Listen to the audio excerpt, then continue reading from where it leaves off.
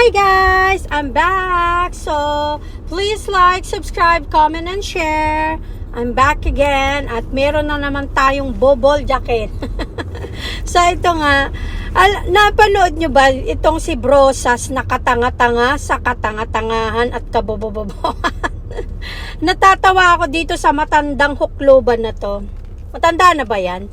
Parang tingin ko kasi tumanda na sa sobrang pangit ng ugali niya So, napanood ko yung pagtatanong niya kay PRRD at napakatanga yung mga tanong niya paulit-ulit. Tapos, simpleng logic hindi niya magawang intindihin. Sabi niya, are you responsible sa lahat, pati sa mga biktima, bla bla bla? Tanga. Siyempre, si PRRD, nagiging accountable lang siya. Inaano niya yung mga policy niya, inaako niya na sa kanya yon. So, whatever happens, kanya yon. Ang point kasi dyan is, hindi ibig sabihin na yung makakaliwang mga pulis na gumawa ng hindi tama, si PRRD ang mananagot doon. Kasi maraming tanga Maraming tanga, sa totoo lang, sa sobrang dami ng mga tanga, dyan sa inyo, hindi nyo nagigets yung pinapaliwanag ni PRRD. Parang yung anak mo lang yan Halimbawa yung anak mo, gumawa siya ng kalokohan. Iyo yan. You take responsibility sa kalokohan niya o halimbawa gumawa siya ng krimen. You take responsibility as the parent na hindi siya nasuhito o hindi siya nadisiplina kaya lumaki siyang balasubas na anak. You take accountability for that. Pero hindi ibig sabihin na yung krimen ng anak mo ikaw ang mananagot, mga tanga. Ang tanga nitong si Brosas Ang tanga. Actually, isama na natin si Luistro na yun din yung gusto niyang pinagkakadiin-diinan na si PRRD daw ang mananagot sa lahat ng mga biktima at sa lahat ng mga nabiktima ng mga siraulong pulis. Ang mga pulis, nag-aral yung mga yan, alam nila kung anong trabaho nila. Ibig sabihin, alam nila kung ano pa yung legal na paghuli o ganon, 'di ba? So kung pumatay man sila na mga inosenteng tao, hindi yung kasalanan ni PRRD dahil sila ang mas nakakaalam kung ano yung legal, kung ano yung tama, ano yung tamang paghuli, saan mo kailangan ipagtanggol yung sarili mo, kung kapag pinagtanggol mo ba yung sarili mo, hindi ka makakasuhan dahil self-defense. Alam nila yung mga yan, mga tanga kayo, alam nila yan. Kaya kung halimbawang may mga pulis na gumawa ng hindi tama at illegal, sila ang mananagot nun, hindi si PRRD.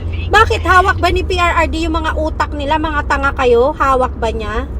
Masyadong OA na yung katangahan nyo dyan. Ikaw, Brosas, ang OA na ng pagkatanga mo. Kasama mo pa si Luistro. At yung iba pang mga tanga dyan sa huwadcom nyo. Huwag kayong masyadong minamasteral nyo na yung pagkatanga nyo dyan. Akala nyo ba natutuwa mga taong bayan sa inyo? Hindi. FYI, para lang sa kaalaman nyo, kayo ang pinaka most hated na kinamumuhian ng taong bayan ngayon at sa mga susunod na henerasyon. Dahil i-chismis namin sa mga anak namin kung gaano kayo katatanga at kakasamang tao na wag tularan ang mga kagaya nyong tao. Wag tularan, bakit? Dahil kayo, wala kayong mga paninindigan. Ang pinaninindigan nyo ay protektahan yung mga bangag at mga nagbebenta ng mga kabangagan. Yun. At binubusog nyo, di umano, yung mga bulsa nyo. So, kayo yung mga taong hindi dapat pamarisan. Kaya kung kayo kinamumuhian ng mga tao ngayon, dapat lang sa inyo yan. You deserve that. Kasi sa sobrang tatanga nyo, yung mga tanong nyo kay PRRD, kahit na ganito kaming hindi mga abogado at simpleng mga tao lang kami, intindi namin yung explanation niya Kayo ang tatanga nyo dyan Congressman kayong naturingan, mga bobo, my God. Paano kaya kayo nakaupo dyan? Ay sabagay, konti lang naman yung mga tangang sumuporta rin sa inyo. Konting tao lang naman ang boboto sa inyo para makaupo kayo dyan. Ay, kawawa ang Pilipinas pag kayo ang nanatili pa dyan Kailangan sipain na kayong lahat dyan Kasi ang OA na ng katangahan nyo, promise. Nakita nyo ba kung gaano ako ka-fresh ngayon? Hina-high blood nyo ako sa katangahan nyo at kabobohan nyo. Ikaw, Brosas, Luistro. At yung mga kasama mo dyan, yung isang bading dyan na si Raulo din. Ang lalakas ng loob nyong tirahin yung dating presidente ng Pilipinas. Ano ba kayo? Kahit nga lisa, hindi kayo pumasa kay PRRD. Naging lisa pa kayo bago kuto. Hindi kayo umabot sa pagkakuto. Hanggang lisa lang kayo. Wala kayo sa kalingkingan, as in, utot lang kayo. Kahit nga utot, hindi uubra eh. Kaya nakakahiya kayo, to be honest. Nakakahiya.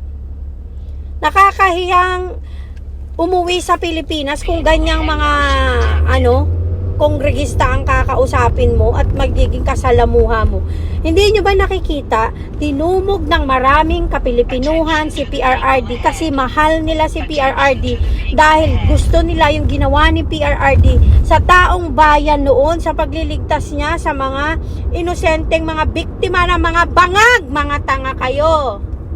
Minamahal ng taong bayan si PRRD kasi mahal nila si PRRD dahil mahal ni PRRD ang mga Pilipino, mga tanga kayo. FYI, sobrang katatanga nyo at kabubobo nyo, promise. Masyado nyong kinakarir yung pagkatanga nyo. To the highest level na yung katangahan nyo. At hindi nyo na alam yung mga pinagsasabi nyo dahil minamasteral nyo na yung katangahan nyo. Alam nyo ba yon? OA na. Anyways, nandito na ako at naka-high blood na naman ako sa inyo. Kayong mga huwad ko, nakaka-high blood kayo. Guys, please like, subscribe, and comment. At mamaya sasabunin natin tong mga bobo at kupal dyan sa huwad ko. Okay, bye guys!